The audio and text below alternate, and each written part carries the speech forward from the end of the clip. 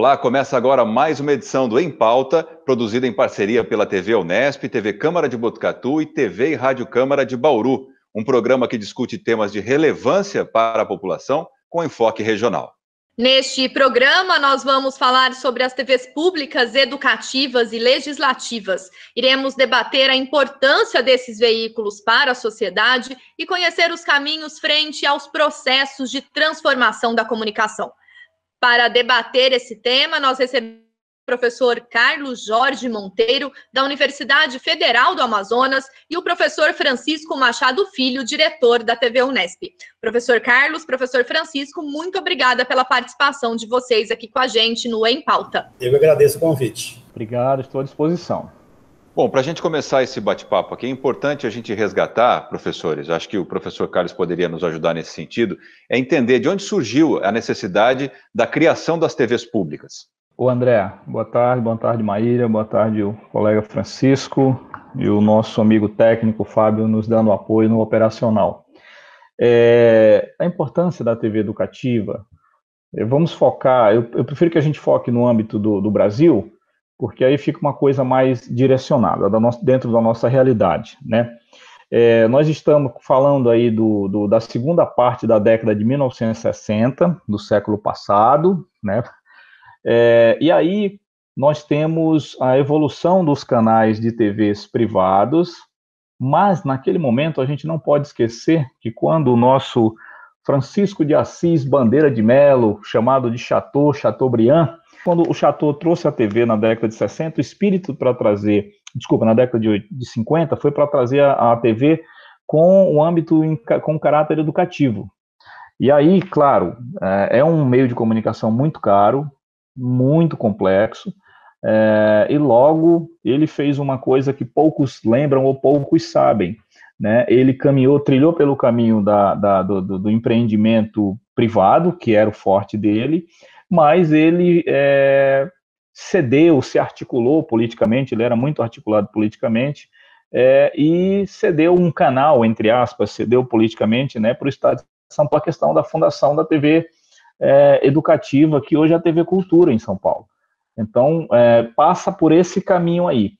Isso acabou se proliferando em vários estados do Brasil, né? Por incrível que pareça, um dos estados mais pobres do Brasil, lá na década de 70, início da década de 70, que era o Maranhão, foi criada uma TV educativa lá, que hoje integra a rede EBC. Né? Isso acabou sendo proliferado pelos demais estados do Brasil, essa importância do caráter de televisão educativa. Lembrando que nós tínhamos, na década de 70, um projeto do governo federal, que era um projeto de alfabetização muito intenso, e aí eles usavam, além do rádio também, começaram a patinar alguns processos de educação pela televisão, isso nos canais educativos, principalmente nos canais educativos estaduais. Né? Lá na década de 70, em 1976, a TV Educativa do Maranhão, que depois foi cedida para o governo federal, ela já tinha aulas à distância, lá em 1976, 77. Então, a gente considera que a base disso aí seja o processo de evolução da alfabetização no Brasil. Isso se deu a importância, e aí na década de 80 isso se reformulou, após o lançamento do Brasilsat A1, do satélite brasileiro A1, e se fortaleceu na década de 90, com a expansão dos outros canais. Quando a gente vira aí a década de 2000, a gente tem a questão da digitalização, e nós chegamos à realidade em que nós temos hoje, da importância que eu acho que precisa ser bem defendida, porque hoje ela está numa situação dos governos, principalmente o governo federal, infelizmente, não fortalecendo como deveria ser os canais educativos brasileiros. Professor Carlos, para a gente pensar nesse caráter educativo desses canais, majoritariamente eles são públicos ou eles podem ser privados, e como as assembleias legislativas também dialogam nesse processo das emissoras públicas? Bom, a gente precisa pensar à luz da legislação. Os canais educativos, vamos chamar as TVs educativas ou TVs universitárias educativas, elas seguem uma legislação específica, e as TVs legislativas seguem uma outra legislação, né, que é fruto da antiga lei do cabo, e hoje essa lei evoluiu. Então, são dois ambientes diferentes, com especificidades diferentes, com legislação diferente, com aplicações diferentes, enfim, eu até diria com bastante segurança a questão da linguagem diferenciada. O que eu observo na universidade, enfim, e no próprio ambiente de trabalho, é que boa parte desses dois ambientes, eles ainda são um pouco desconhecidos pela sociedade. As pessoas confundem, acham que TV legislativa, que é uma TV, por exemplo, acham que todas as TVs legislativas, quem manda lá é o governo federal, ou é o governo estadual, ou o governo municipal. Não é, são situações diferentes. E as TVs educativas, muita gente acha que sempre quem manda lá são os governos estaduais, enfim, essa coisa toda. Como eu disse, são ambientes diferentes, são legislações diferentes, linguagens diferentes, e o que a gente precisa? Qual que é o grande desafio nosso, como professores, como profissionais e pesquisadores? Fazer de maneira cada vez mais clara com que a sociedade entenda qual é o real papel desses canais. A partir desse momento, aí eu vejo que as pessoas vão procurar até consumir e buscar mais esse tipo de player que no Brasil ainda pode evoluir bastante. Francisco, você dirige uma TV universitária que entra no rol dessas emissoras educativas. Como que você coloca esse contexto da emissora educativa nessa dimensão pública e também num possível diálogo com as prefeituras e com as assembleias legislativas que têm o seu canal de televisão? Bom, Maíra, primeiro eu gostaria de fazer um adendo ao comentário aí do professor Carlos, quanto ao surgimento da TV educativa, né, porque ela surge antes das TVs públicas. Quando se fosse implantar o modelo de televisão do país, se direcionou para o modelo privado, né, foi uma escolha, principalmente como pelo Chateau, que o Carlos lembra muito bem, que trouxe a televisão para cá. Mas havia uma pressão da sociedade para se colocar também no Brasil um modelo europeu de televisão, que lá era uma televisão realmente pública, era uma televisão já voltada para a comunidade, né? E para satisfazer também essa pressão, se criou lá na década de 1957, se eu não me engano, a legislação autorizando a radiodifusão de emissoras com caráter exclusivamente educativo, né?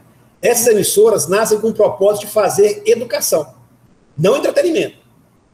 E o maior problema que eu vejo para nós é que ela se fez como espelho, né, da TV privada. Aquilo que a TV privada faz, a TV educativas não deveriam fazer. E aquilo que eles não fazem, nós deveríamos fazer. Então, ficou muito complexo para as TVs educativas fazer uma televisão, como bem o Carlos lembrou, muito cara, né, sem poder ter um subsídio financeiro que não fosse financiado pelas fundações que gerem, né, os canais, com uma qualidade e com a oferta de variedade de programação como tem as TVs privadas. Então, durante muitos anos, e até hoje, a TV educativa é vista como uma televisão de segundo nível, ou de uma qualidade inferior. Quando a gente parte para as TVs universitárias, que muitas delas estão no cabo, e aí já é uma outra situação realmente, nós estamos falando aqui de televisões com sinal aberto, que tem uma legislação federal regida pela Constituição brasileira. Aí é pior ainda, porque as televisões passam mais necessidades ainda, esses canais, né, não são emissoras, são canais, e a qualidade ainda tem mais problema ainda, então ainda é pior ainda. Então, para a gente entender como é que é complexo isso, a gente precisa primeiro entender as modalidades de televisão no país. Nós temos 4 modalidades de televisão, e essas modalidades elas estão formuladas de acordo com o seu financiamento econômico, né? Então, primeiro são as privadas. Canal privado, dinheiro privado, não há nenhuma interferência do governo, né, na subsistência dessas emissoras. As públicas, que são os canais legislativos, judiciário, estão diretamente ligadas ao orçamento da União. Então, é o governo que mantém essas emissoras. As de caráter exclusivamente educativo, elas não são emissoras públicas. Eu até vejo muita gente dentro da própria Unesp chamando a TV Unesp de emissora pública e educativa. Ela não é uma emissora pública, ela é uma emissora de caráter exclusivamente educativo, que está ligada a uma universidade, que é o que diz a lei. Para a emissora poder ter o caráter exclusivamente educativo, ela tem que estar ligada a uma associação, a uma entidade, a uma escola, a uma universidade. É o nosso caso. Mas há outras emissoras educativas que não são de universidades e são também TVs educativas, né? E aí tem uma legislação própria para elas, muito próximas da TV privada, né? E, principalmente nos encargos, né, que nós temos que, normas que nós temos, técnicas que nós temos que cumprir. E a quarta modalidade é a TV comunitária, que essa televisão comunitária é uma televisão local, pequena, para uma determinada região dentro de uma mesma cidade, ou uma cidade pode ter várias TVs comunitárias ao mesmo tempo, que devem ser geridas por um conselho, né, comunitário formado por várias entidades. Então, veja bem, nós temos desde o privado com dinheiro exclusivamente privado, as TVs públicas com dinheiro exclusivo do dinheiro público, as com caráteres exclusivamente educativas, que podem ser de universidades ou de entidades, Canal Sesc, Senac, são TVs educativas também, mas não são públicas, porque não são de universidades, e as comunitárias. E aí, como o Carlos bem lembrou, isso é muito importante mesmo, o que cada uma tem que fazer, qual é o papel de cada uma, isso é determinante, e a gente tem que explicar isso para a sociedade para que ela possa exigir de cada modalidade de televisão aquilo que nós somos, da nossa natureza, entregar, né? Por exemplo, eu vejo muitas críticas à TV Câmara, né? Inclusive quando a gente foi fazer a concessão, né? A gente conseguiu a concessão para uma TV em Botucatu, houve a pergunta, por que vocês não fazem uma parceria com a TV Câmara de Botucatu e juntam a programação só? Porque são canais diferentes, são propostas diferentes. A TV Câmara não é a TV pública, a TV Câmara não é uma televisão para entreter. Ela é um meio que o legislador encontrou para que a população possa fiscalizar o poder público através das notícias e informações da sua agenda pública. Então, são canais completamente diferentes. Enquanto isso não ficar muito claro para a sociedade, inclusive para o legislador, porque muitos não têm essa noção ainda, nós vamos ter esses problemas de identificar e de cada um atuar na sua área. Eu acho que o maior problema de não acontecer esse diálogo com uma maneira mais forte, como nós estamos tentando fazer aqui, né, esse programa sendo exibido por 3 emissoras diferentes, exatamente uma prova do que pode ser feito, né, mas quando cada uma respeita a sua atuação e a sua natureza específica para veicular os seus programas, a sua programação. Tá certo, professor. E eu peço licença agora aos professores e a Maíra também, que neste programa a gente vai ter a participação da nossa colega de Botucatu, da TV Câmara de Botucatu, a Carolina Vieira, que inclusive estuda o tema de TV pública. Ela vai trazer algumas perguntas para a gente aqui, vamos ver a primeira. Olá a todos. Um marco importante para as emissoras públicas está na Constituição de 1988, que é a previsão da complementariedade entre os sistemas público, privado e estatal de radiodifusão aqui no nosso país. Mesmo assim, ainda hoje a gente vê o predomínio das emissoras privadas em um sistema que, na verdade, deveria ser mais equilibrado entre esses 3 modelos, né?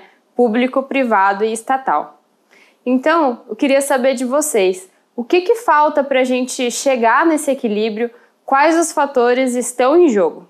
Professor Carlos, eu peço que o senhor comece respondendo a pergunta da nossa colega Carolina. Bom, André e demais colegas, o professor Francisco observou bem a questão do financiamento, né? Repito o que eu falei há pouco, fazer televisão é muito complexo no aspecto da tecnologia, do preço, as coisas mudam todos os dias, equipamentos, processo de transmissão é uma coisa muito complexa mesmo, não é barata, né? Então, os canais privados, eles acabam, de certa forma, eles geram renda, muita renda, né, por sinal, e acabam se destacando nesse sentido.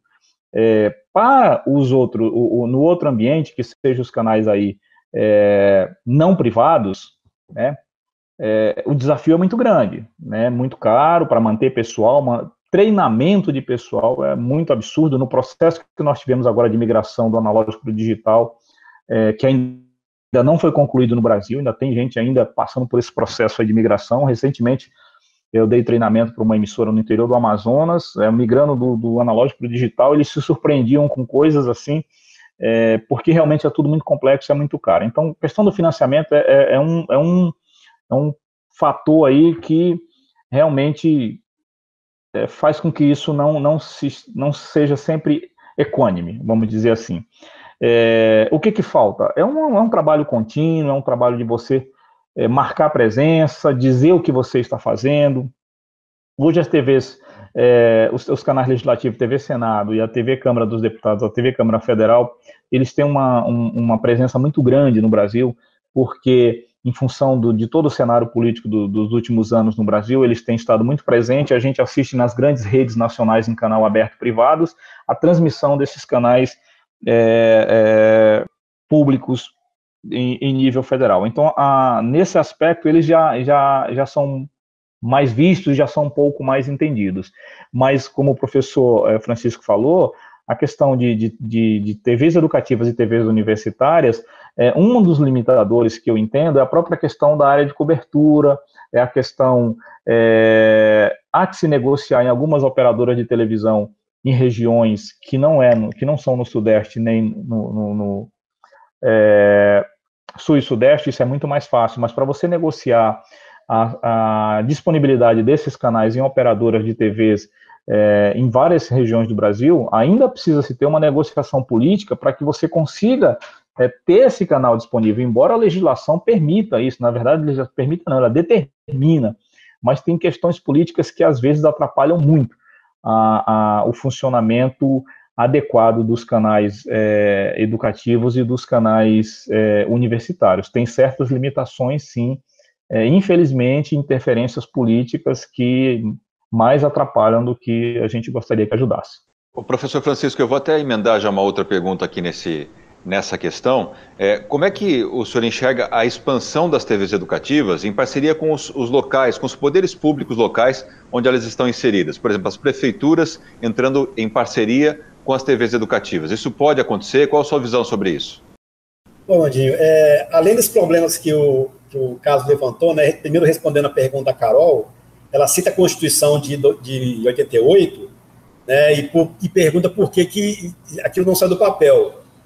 Uma questão muito simples, Carol, não foi regulamentado. Os artigos 221 e 222 da Constituição, passados aí desde 1988 até 2021, ainda não foi regulamentado. Ou seja, está na lei, mas não vale. Né? E eu acho muito difícil que isso aconteça agora, no momento de uma revirada tecnológica, que nós passamos já pela TV digital, e vamos agora para o 5G. Duvido muito que esses artigos sejam regulamentados. Enquanto eles não forem regulamentados, não há uma condição legal da gente exigir aquilo que está na Constituição, principalmente, não só na questão da TV pública, estatal e privada, mas da regionalização da programação, por exemplo, né? Os conselhos de comunicação, que também estão presentes nos artigos. Então, acho isso muito complexo. Não vejo muito isso no futuro próximo. Quanto à sua pergunta, Godinho, em relação às prefeituras, já existem, né, assim, isso é comum no país, prefeituras que conseguem mesmo canal de retransmissão, né, para uma determinada cidade, e ela faz parceria com uma emissora para poder exibir, levar a televisão para aquela sua localidade através de uma retransmissora. A retransmissora não é uma afiliada, é simplesmente um transmissor numa torre em cima de um morro, recebendo um canal de uma programação de uma emissora matriz e distribuindo pelo ar, né, pelo espectro, naquela região. O problema é que as prefeituras sempre quiseram as TVs privadas. Dificilmente uma prefeitura quis fazer parceria com uma TV pública ou uma TV educativa, pelos problemas que nós já estamos colocando aqui. Uma qualidade de programação inferior, tecnicamente, uma menor quantidade de ofertas de programas, de variedade de programas, sem entretenimento, todos focados em educação, ou objetivo maior, educação. Então, a prefeitura acaba sendo por optar fazer uma parceria com uma televisão privada. Mas isso a legislação já permite. Qualquer prefeitura que quiser. Isso tem feito, né? Algumas, no caso da TV Cultura, por exemplo, do estado de São Paulo, ela tem conseguido fazer um projeto de expansão muito grande, não só no interior aqui de São Paulo, mas também no restante do país, levando-se e tornando-se algumas afiliadas, né, em outras cidades, devido à programação de qualidade que a TV Cultura oferece. Então, não há impedimento legal. A partir do momento que a gente conseguir oferecer uma programação que atrai a audiência e as pessoas entendam, né, o nosso papel, eu acredito que as prefeituras podem fazer essa expansão, sem problema nenhum. A legislação hoje permite perfeitamente. Professores, vamos mencionar essa dimensão da digitalização, a migração do processo analógico para o digital, e o Francisco já está além nessa tecnologia, pontuando o 5G. No contexto dessas emissoras públicas, das emissoras legislativas, principalmente, que está na discussão, né, o orçamento das câmaras municipais que financiam essas emissoras, ou no caso de universidades que financiam as TVs universitárias de caráter educativo, como que essa migração, esse processo, ele pode trazer, então, mais facilidades ou dificuldades para a continuidade da produção em qualidade, em recepção também desse sinal? Em alguns casos vai facilitar bastante, mas em outros vai atrapalhar muito. Algumas cidades que têm TVs câmaras, né, canais de TVs câmaras, são cidades que têm um orçamento muito limitado, são cidades pobres, né? Então, entre o presidente da Câmara, que ele recebe uma verba da prefeitura que se chama de duodécimo, para manter o poder legislativo local, e dentro desse duodécimo, desse repasse que a prefeitura passa para as câmaras, o presidente da Câmara, articulado com o prefeito, ele vai priorizar algumas outras atividades, investimento, que não seja naquele momento o canal de TV. Enquanto o canal de TV estiver funcionando com a estrutura, embora às vezes seja uma estrutura muito enxuta mesmo, em alguns casos até mambembe, ele vai deixando e esse processo de migração vai se retardando e vai sucateando. E aí o que a gente tem percebido em alguns canais legislativos no Brasil, quando eu viajei 16 estados no Brasil para pesquisar sobre os canais legislativos, estive lá, enfim, acompanhei alguns processos de instalação. Alguns canais que estavam já com uma estrutura muito boa, o presidente da Câmara que assumiu, ele simplesmente extinguiu aquele canal, em cidades de porte médio e cidade grande. Aí o outro veio, tentou. Então é uma questão política, né? As câmaras de vereadores, normalmente os mandatos são trocados a cada 2 anos, quando se troca o prefeito, depois de cada 4 anos, você tem uma articulação política. Em alguns casos, os prefeitos, por serem fiscalizados, que é o papel da Câmara, às vezes não gostam e dão pouca importância a esses canais legislativos. Em outras cidades, não. Eles se aliam ao poder executivo e fazem com que eles capitalizam o que a cidade pode oferecer no aspecto de cultura, de turismo, de produção de conteúdo de interesse para aquela cidade, para aquela comunidade, e, de fato, eles usam muito bem esses canais legislativos. Mas, como eu disse para você, infelizmente, esse processo de migração ele vai ser de médio a lento, em função do custo que não é baixo. Essa questão da tecnológica, Maíra, ela é um pouco complexa ainda, porque ela está muito no início. O Carlos lembrou bem, em algumas regiões vai ser muito tranquilo, vai ser positivo, em outras mais complexas. Mas eu vejo o inverso do que o Carlos colocou. Eu acho assim, onde nós teremos problemas? Grandes cidades. Grandes cidades, onde o 5G vai ocupar, inclusive ele vai ocupar uma faixa de frequência das emissoras comerciais, né, privadas. Então, ela vai ter que fazer um estudo sobre isso, para saber qual faixa que vai ocupar. Então, algumas emissoras podem perder canal. E aí, mas não deixam de existir, elas passam para o 5G. Como vai ser o 5G, que nós não sabemos ainda, se vai ser uma coisa muito boa, se a tecnologia promete ser maravilhosa, mas a gente não sabe. Por outro lado, nas cidades de menor porte, onde as operadoras de telefonia não vão fazer grandes investimentos em 5G, as TVs educativas e públicas podem continuar tendo um espaço muito bom. Então, vai depender muito do que o Carlos lembrou bem, que é a política. No Brasil, infelizmente, a radiodifusão está muito atrelada a questões políticas, até porque muitos políticos são donos de emissoras de televisão.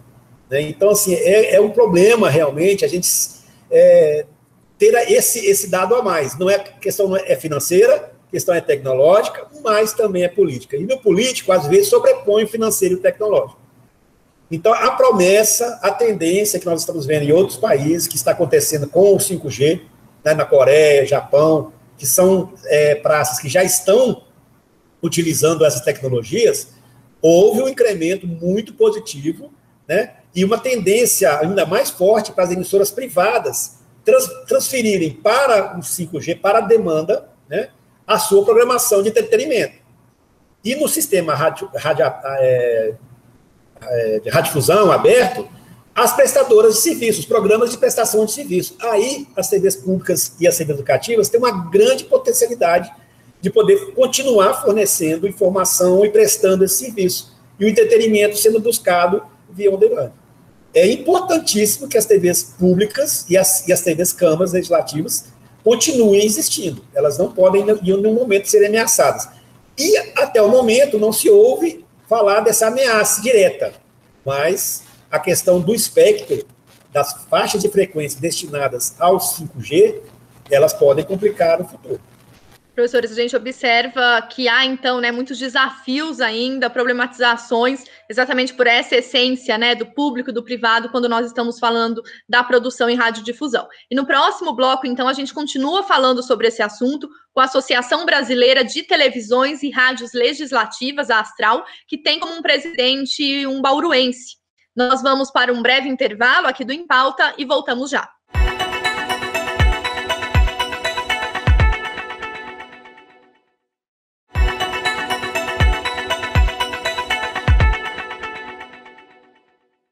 Voltamos e o tema do Em Pauta hoje são as TVs públicas, educativas e legislativas. Conosco os professores Carlos Jorge Monteiro, da Universidade Federal do Amazonas, e também o professor Francisco Machado, que é diretor da TV Unesp. A criação da Associação Brasileira de Televisões e Rádios Legislativas teve início há mais de 20 anos.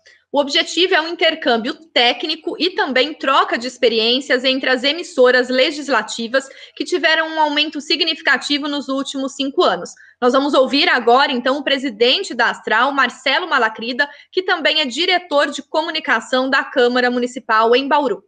A Astral, ao longo desses 20 anos, tem atuado de maneira muito forte, muito intensa, na integração das emissoras legislativas espalhadas pelo país. Nós somos uma associação que está em todo o território nacional, na medida em que nós temos ou implantadas ou sendo implantadas emissoras legislativas em todos os estados da federação. A rotina dessas emissoras ela é muito sensível, na medida em que uma rotina de televisão não é uma rotina fácil, E muitas casas têm dificuldade, por exemplo, para construir grade de programação. Nós, enquanto associação, disponibilizamos, por exemplo, para o associado um sistema em nuvem em que o associado pode ir lá, baixar conteúdo de outras emissoras legislativas e exibir em sua grade de programação. As dificuldades não param por aí. Nós temos dificuldades com relação ao cumprimento de legislação, acessibilidade, responsabilidade técnica, formação de quadro de profissionais. Tudo isso a Astral procura devolver ao associado com suporte. Nós ajudamos essas emissoras com esses problemas, com essas dificuldades, a encontrar caminhos para que a rotina seja menos complicada lá na ponta. A gente coloca atores em contato, integra esses atores, e esses atores se ajudam também. Além da associação ajudar, os atores também se ajudam, na medida em que a troca de experiências ela é fundamental nessa dinâmica. Nós, enquanto associação, promovemos ao longo desses anos diversos seminários, encontros, para que o associado possa, nesses eventos, nessas oportunidades, encontrar caminhos para suas dificuldades, para os seus problemas. Nós temos aí um número enorme de emissoras hoje no ar. Eu vou dar aqui números e vou me permitir ler esses números, que são do site da Câmara dos Deputados, porque a partir de 2011, a Astral ela se eleva a outro patamar na medida em que você cria, a Câmara dos Deputados, num projeto pioneiro, criou a rede legislativa de rádio e televisão. Então ela dá à Astral, a partir daí, um outro patamar, uma outra dimensão. E vou explicar por quê. Nós temos 60 canais compartilhados, estou falando de emissoras legislativas, 68 emissoras no ar, 233 municípios cobertos em 25 estados da federação e uma população atendida que chega a perto de 80 milhões de habitantes. 112 canais em implantação e 364 canais em estudo técnico. Então, isso dá uma noção, uma dimensão do tamanho da responsabilidade da Astral. A maior parte desses canais está no estado de São Paulo, por um motivo óbvio, o estado mais rico da federação, mas nós não temos dúvida nenhuma de que a TV Legislativa ela é uma realidade consolidada, é fundamental para a construção de uma cidadania plena, na medida em que aproxima o cidadão das discussões das casas legislativas, seja em âmbito municipal, estadual ou federal. Eu não tenho dúvida nenhuma disso, que é estratégica a importância da TV Legislativa num momento tão ímpar da história brasileira, em que você precisa informar de maneira responsável, de maneira transparente, de maneira isenta o telespectador. A TV Legislativa no Brasil, ela é fundamental para a democracia. Não há que se falar que isso é uma emissora chapa branca, né, como a gente costuma dizer. Então, assim, eu não tenho dúvida de que é uma realidade que mudou a história dos legislativos, seja no âmbito municipal, estadual ou federal. Eu não tenho dúvida disso. Isso é consenso entre as gestões das emissoras, que nós temos um papel muito importante de levar o telespectador a informação no momento em que ela acontece, na medida em que as maiores audiências das TV legislativas são o plenário, né? O que está acontecendo ao vivo no plenário chega instantaneamente à casa do cidadão, e isso faz uma diferença enorme para a formação de uma consciência política e para a democracia fundamental. Gostaria de pegar o gancho aqui do Marcelo Malacrida na fala dele, para que o senhor pudesse comentar para a gente principalmente essa organização que existe entre as emissoras, né? Se isso é positivo, não só as emissoras legislativas, mas as públicas. Agora, o Malacrida usou uma palavrinha ali que acho que é interessante a gente pegar esse gancho: a isenção. Como é trabalhada a isenção em locais em que, como vocês mesmos falaram, né, a gente sabe disso, existe o poder político acima da direção desses canais? O André, o Marcelo reforçou aí a questão da sensibilidade das casas políticas. Até é natural do ambiente político, do que se é discutido, da rotatividade de vereadores, enfim, de prefeitos. Esse cenário, essa organização, hoje, ela está, eu também endosso o que o Marcelo falou, está consolidada, mas isso nem sempre foi assim. A gente tem que voltar um pouquinho, eu vou me permitir voltar um pouquinho aqui do início da TV Legislativa no Brasil, que foi um processo, ainda a gente estava no processo de saída, era no governo Sarney. Uma das pessoas que trouxe esse conceito de TV Legislativa para o Brasil foi a jornalista Marilena Chiarelli. Hoje ela é aposentada, trabalhou muitos anos na TV Manchete, em Brasília, e depois ela implantou o departamento de gravações, enfim, audiovisual no Senado Federal. A Marilena Chiarelli, eu tive a oportunidade de conversar com ela durante a minha pesquisa do mestrado, quando eu trabalhei sobre esse tema, das dificuldades em que ela enfrentou. Imagine isso num processo de transição do governo Sarney, processo de redemocratização para o país, você vai e chega e quer criar um canal de TV legislativa no Senado. Isso não foi ideia da cabeça dela só, ela viajando pelo mundo inteiro, claro, ela teve essas experiências pelo mundo, e ela foi buscar nos Estados Unidos o modelo de TV, que é o modelo de TV da C-SPAN. C-SPAN nos Estados Unidos é diferente do Brasil, lá é um modelo privado, os canais da Casa Legislativa lá, dos dois, da Câmara e do Senado, são modelos privados, mas para a nossa realidade aqui do Brasil, ela trouxe com o conceito de canais públicos. Depois foi implantado, antes de ser implantado na Câmara dos Deputados, olha que coisa interessante, foi implantada a primeira TV legislativa mais estruturada no Brasil, em Minas Gerais, né? Foi o André Rodrigo, o André Lucena, que implantou lá em Minas Gerais. Então foi Aí posteriormente veio a TV Câmara dos Deputados em Brasília, que quem articulou e teve uma participação muito intensa é uma jornalista de Marília, aí próximo de Bauru, que é a Sueli Navarro. A Sueli já é aposentada também pela Câmara dos Deputados, mas esse processo do início foi muito difícil. Até então, todas as informações a gente buscava nos canais privados, 2 ou 3 grandes canais de rede, e de repente você tem dentro das casas legislativas um player que disponibiliza conteúdo em tempo real, como a legislação disse, com preferência de transmissão ao vivo, né, sem edição, sem manipulação. Foi um processo muito difícil, foi uma década muito difícil lá, a segunda metade da década de 90 até a virada de 2000. Então foi uma década bastante difícil. Hoje não, hoje os canais legislativos já são consolidados, são canais, como eu disse, são utilizados pelos players privados no Brasil e fora do Brasil como fonte de informação. É muito natural, você tem, por exemplo, o Globo News, Band News, reproduzindo a TV Senado, a TV Câmara. Passa até a ser um processo de credibilidade muito maior para o telespectador e para o próprio canal Globo News, repetindo o que a TV Senado, esse selo TV Senado, TV Câmara ou as câmaras municipais estão transmitindo. Hoje se consolidou, mas não foi fácil. E, pegando um gancho da tua pergunta, o que se pensa em relação aos canais educativos também?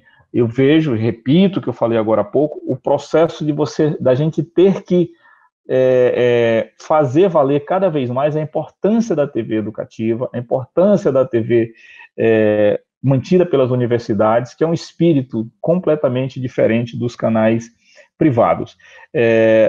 Nessa pandemia, tem acontecido situações muito interessantes.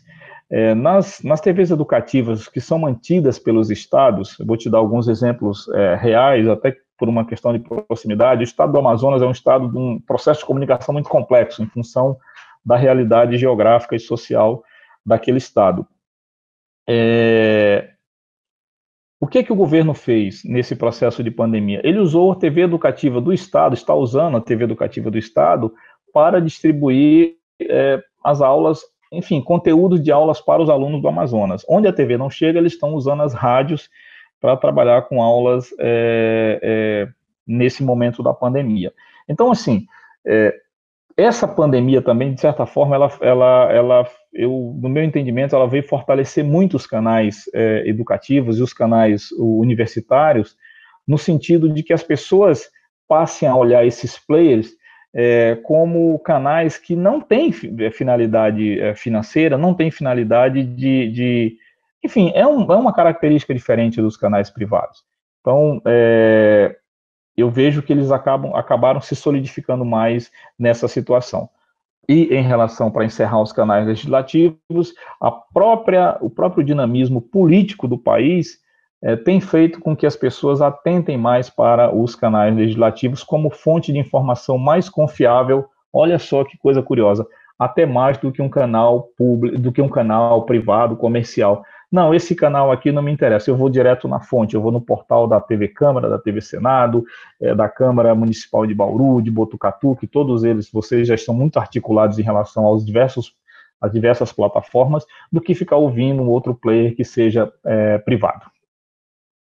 Bom, em relação à fala do Malacrida, eu concordo plenamente, principalmente no ponto que ele coloca como uma televisão pública fundamental para a democracia.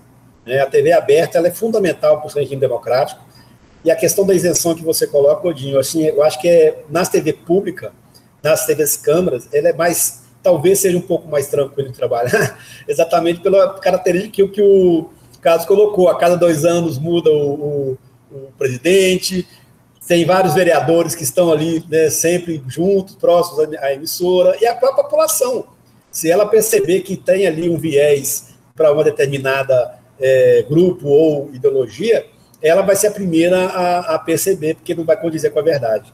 E isso que é o grande motivo, né, para mim, a justificativa todo esse esforço em se manter essa rede legislativa que o Malacrida apontou, de mais de 80 milhões de pessoas que está se formando no país. De outra forma, não seria possível levar informação para essa quantidade de pessoas. A televisão, além de ser ela é cara, no seu aspecto inicial, mas é o meio mais barato para se transmitir informação de massa.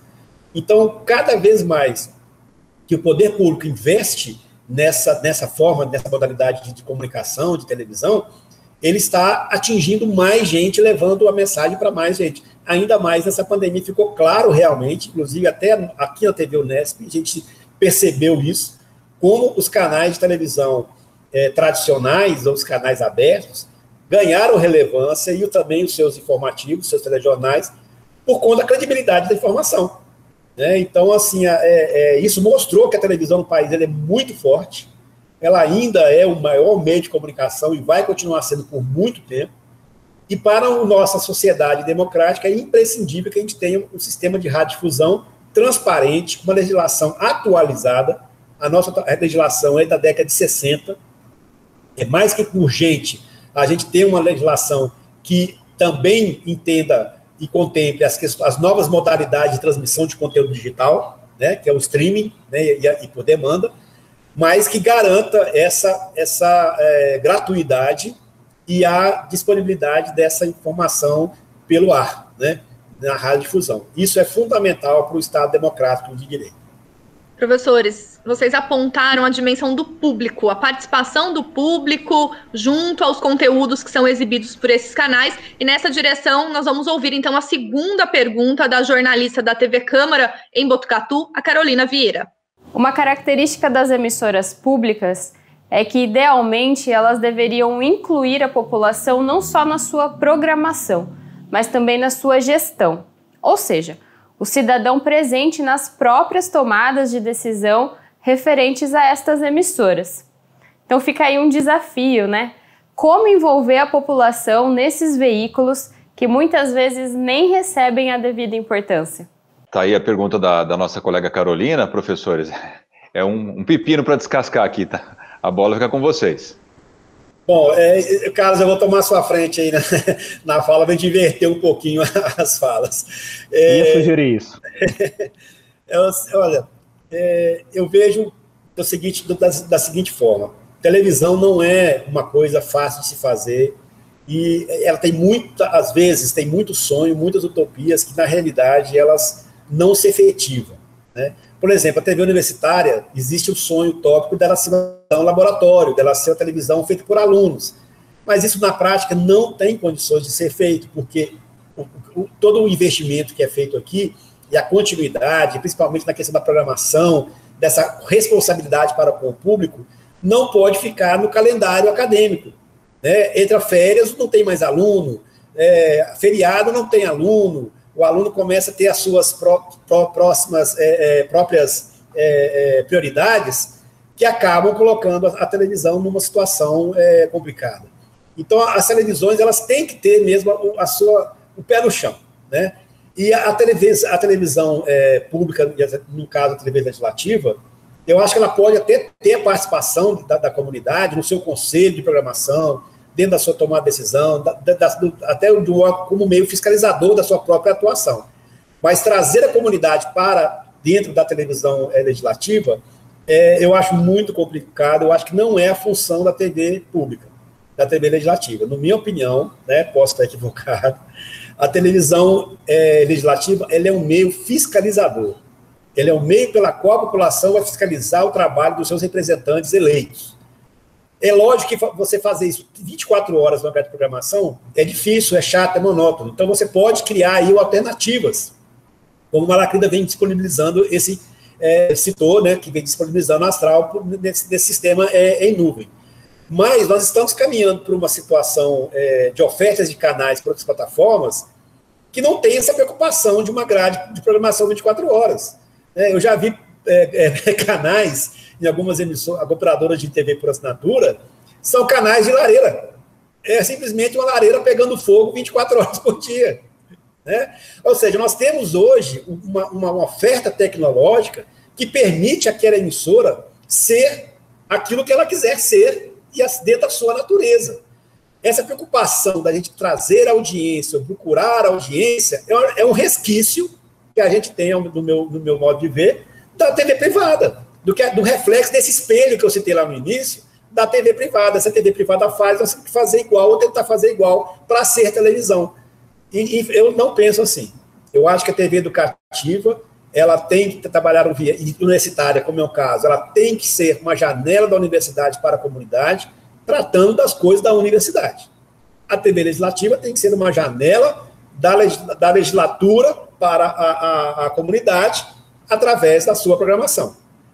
Essas outras possibilidades, ela entra num contexto que, se nós tivéssemos uma legislação que privilegiasse ou nos desse conta de ter um financiamento ou um custo menor, Aí sim a gente poderia abrir essas perspectivas. Porque, veja bem, do que eu entendo é o seguinte, a concessão de uma emissora de televisão no Brasil hoje não é difícil.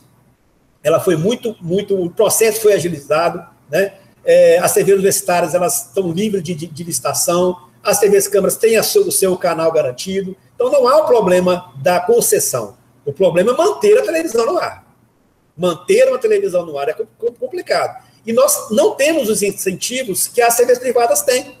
Por exemplo, na época da digitalização do processo da TV digital, as emissoras privadas tiveram isenção de impostos da compra de equipamento. Nós não tivemos.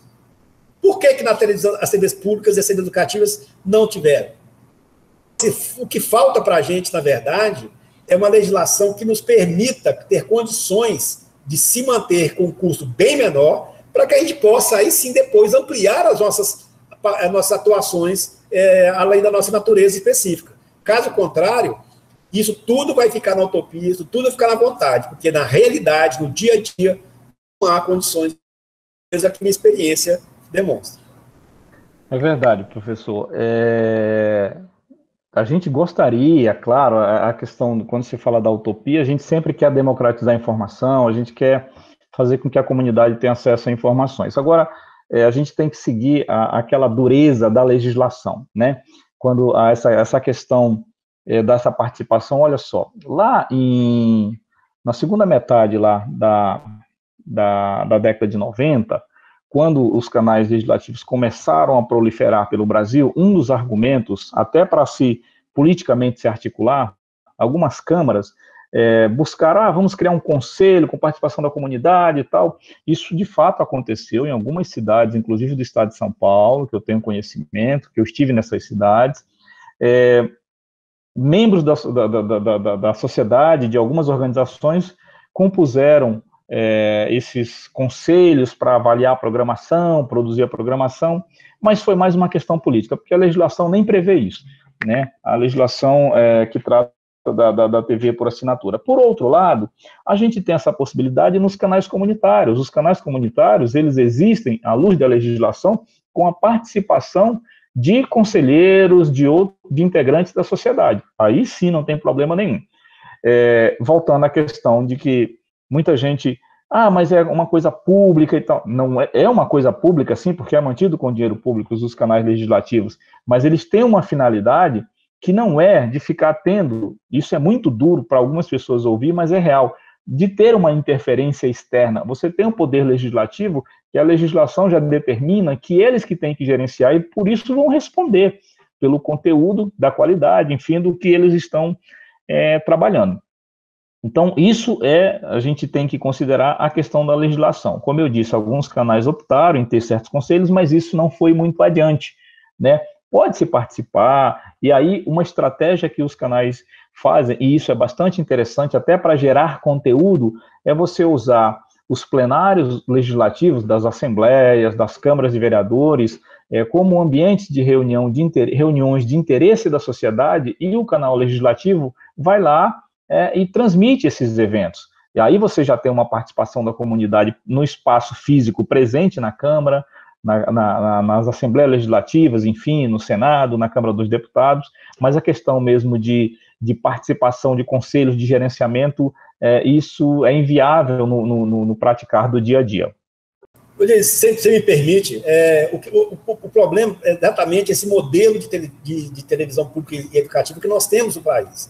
Por exemplo, nos Estados Unidos, a PBS, que é o canal público de TV americana, ela faz comercial, ela cobra pelo comercial, ela exibe séries de outras emissoras, séries famosas, séries das temporadas anteriores, bem no início, como Friends, por exemplo, ou The Big Bang Theory. Até hoje ela transmite esses canais. Seria como se, por exemplo, a TV Brasil aqui pudesse exibir Sai de Baixo. Por que não? Porque nós criamos esse estigma que a TV educativa é TV pública, que é a TV que faz o contrário da TV privada. Mas não é isso que a gente tem que resolver. Qual é a natureza de cada canal, de cada plataforma, e o que nós podemos fazer além? Será que é tão ruim assim para o mercado publicitário se a TV educativa pudesse fazer publicidade comercial? Nós até tivemos um avanço em relação a isso, né? No ano passado, em abril do ano passado, por conta da pandemia, o governo federal expediu um decreto permitindo as TVs com caráter exclusivamente educativo a comercializar produtos comerciais de institucionais. Não podem ser de venda direta, mas institucionais ela está autorizada a fazer. Mas no próprio decreto, não é só no momento da pandemia, se quando a pandemia acabar vai retomar o momento de não poder mais mesmo, ou se isso vai continuar esquecido aí, dentro dessas brechas que a gente tem no Brasil aí, de lei pega e lei que não pega. E até quando nós vamos poder fazer publicidade? Ou seja, as emissoras se preparam, elas criam um departamento, correm atrás desse patrocínio, de um momento para outro o governo, agora não pode mais. Então, esse modelo de televisão educativa no Brasil é que precisa ser revisto.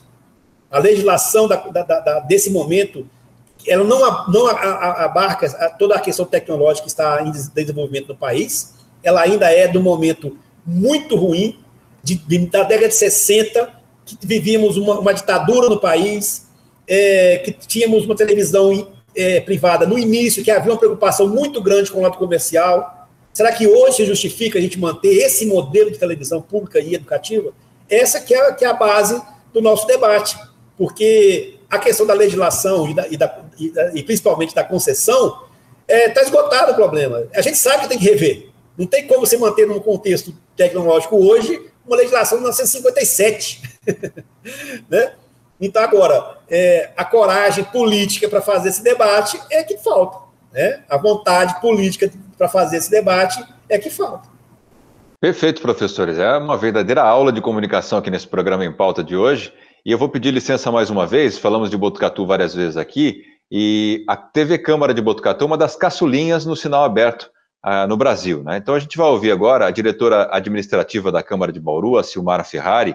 Ela vai contar um pouquinho para a gente como foi colocar esse sonho em prática. Botucatu tem aproximadamente 145 mil habitantes, é uma cidade ainda de médio porte, e a Câmara do município tem um orçamento pequeno ainda. Então vamos saber como é que foi esse sonho de colocar em prática um sinal aberto da TV Câmara de Botucatu. A implantação da TV na Câmara de Botucatu, na verdade, foi um sonho, mas que a gente não sonhava. Nós recebemos um convite para ir para uma reunião na Assembleia Legislativa lá em 2010. Chegando lá, nos apresentaram todo esse projeto de rede legislativa e nós aderimos, manifestamos o nosso interesse, sem saber, na verdade, o que vinha, né, a partir dali. Porque Botucatu, além de ser uma cidade pequena, um orçamento pequeno, a Câmara hoje...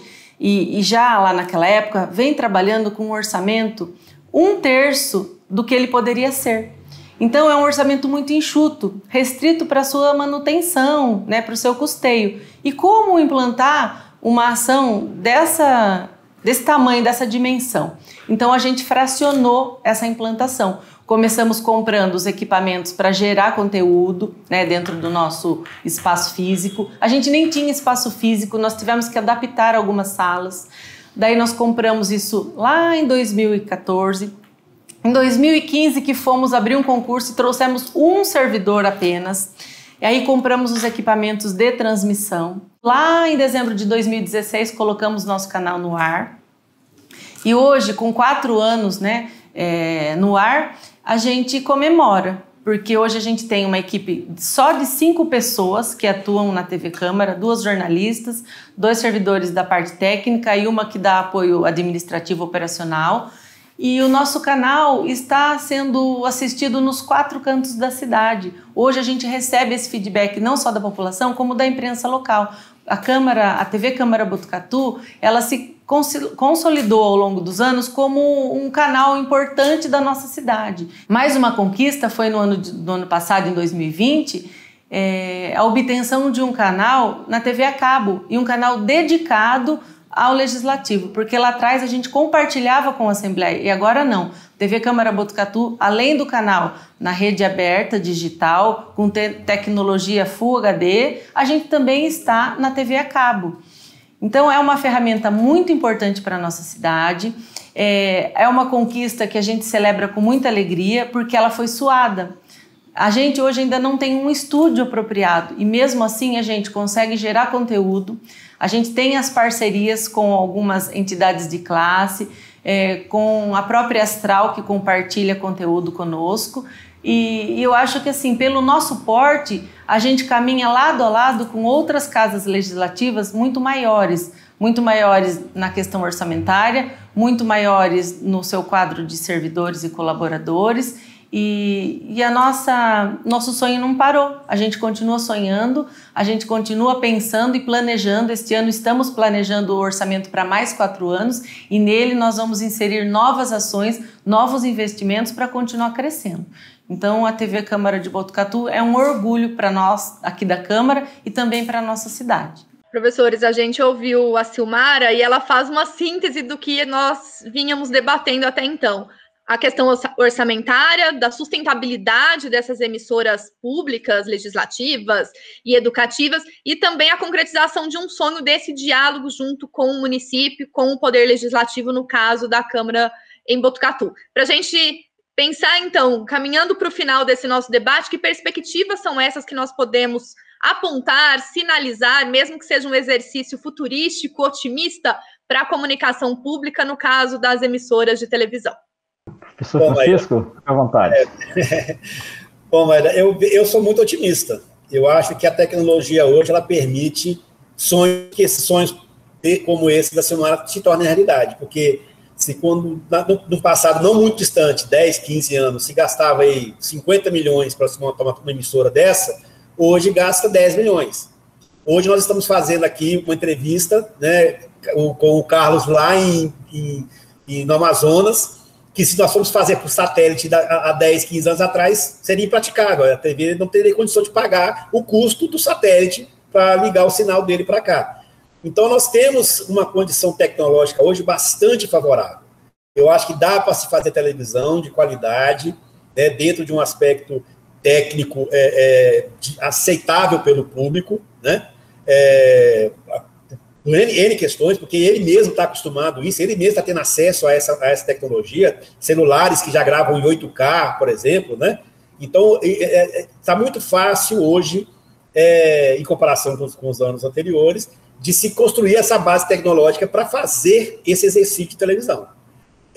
O que a gente precisa realmente é essa vontade política, essa preocupação com a manutenção diária desses veículos, e uma legislação que nos favoreça, né, que também olhe para esses canais com devida importância que ele tem, que é a democratização dos meios de comunicação, realmente, a democratização da informação.